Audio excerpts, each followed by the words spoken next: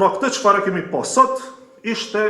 thënë shkurt një betejë politike që LDK me Lumir Abdigjikun kanë vendosur ta bëjnë në kurriz të qytetarëve të Prishtinës. Për një herë del që trafiku urban, i cili para ca ditësh deklarante se s'ka probleme financiare, tash del që megjithatë ka probleme financiare dhe s'po mundet me vazhdu operimin. Lidhja Demokratike e Kosovës, në mungesë të kauzave të vërteta politike, ka vendosur me sa po duket të marrë peng pra qytetin, komunën e Prishtinës, qytetarët e Prishtinës dhe të bëj betejën politike në kurriz të tyre në mungesë gjithnjë të kauzave të vërteta.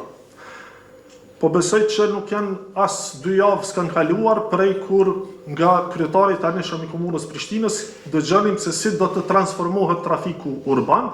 dhe transporti publik në komunën e Prishtinës, ndërka tash 2 javë më vonë, pra nga transformimi kemi kaluar në bankrotim. Pra po shihet se si po shturët kjo propagandë që ishte bërë,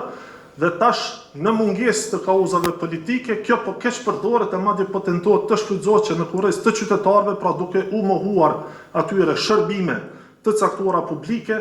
të fajsohet në këtë rast qeveria qendrore apo edhe Ministria e Financave. Në lidhje me transportin publik, unë kam takuar sot edhe përfaqësues e sindikatave pra që ishin në protestë para komunës së Prishtinës, por që erdhën edhe këtu në udhëheqjen e kryetarit komunës, dhe ajo çfarë e kam sqaruar edhe para tyre dhe më duhet ta them edhe këtu në konferencë, ka qenë që kemi fillimisht pra 2 probleme në këtë situatë. Problemi i parë tek transporti publik, pra është që ky problem është i vetë shkaktuar. Pra kjo do të ndodhte edhe po të kishte buxhet të miratuar për vitin 2025 për komunën e Prishtinës, sepse siç e dini edhe ju, pra ka pasur vendime elektorale për të larguar apo për të liruar nga pagesa shumicën e kategorive të qytetarëve. Kjo ka rezultuar pra që shumica e qytetarëve të përfundojnë të liruar nga pagesat, mos paguajnë për bileta dhe kësaj pra barrën e ka marrë përsipër komuna e Prishtinës në një kohë kur nuk ka pasur buxhet të miratuar. Pra për herë të parë me këtë model të keq qeverisës janë në vështirësi edhe operatorët privat, pra ofertuesit privat, kompanitë private që ofrojnë shërbimin e transportit publik, gjë që nuk ka ndodhur më herët, pra është hera parë tash. Problemi i dytë, pra sa i përket situatës, është pastaj edhe mosvotimi i buxhetit të komunës së Prishtinës në Kuvendin e Republikës së Kosovës. Siç e dini, buxheti ishte miratuar me vonesë pas të gjitha afateve ligjore dhe në mënyrë që të bëj pjesë e ligjit për ndarje buxhetore, pra që të hynë fuqi buxheti vitit 2025, duhej edhe miratimi në Kuvendin e Republikës së Kosovës, seancë të cilën pra partitë opozitare e këtu përfshihet edhe LDK-ja, e cila qeverisë me kryeqytetin, nuk erdhej fare në seancë, pra e bojkotuan këtë pikë të veçantë, sepse mundësia ishte që të votojë edhe si pikë e veçantë, pra nuk ishte ndërlidhur si pako me marrëveshjet ndërkombëtare apo me pika tjera të rendit të ditës. Pra kishin mundësinë partitë opozitare që ta votonin edhe vetëm këtë pikë, por e refuzuan. Kjo pra, ky vendim apo ky mosvotim e bëri problemin pastaj të pariparueshëm,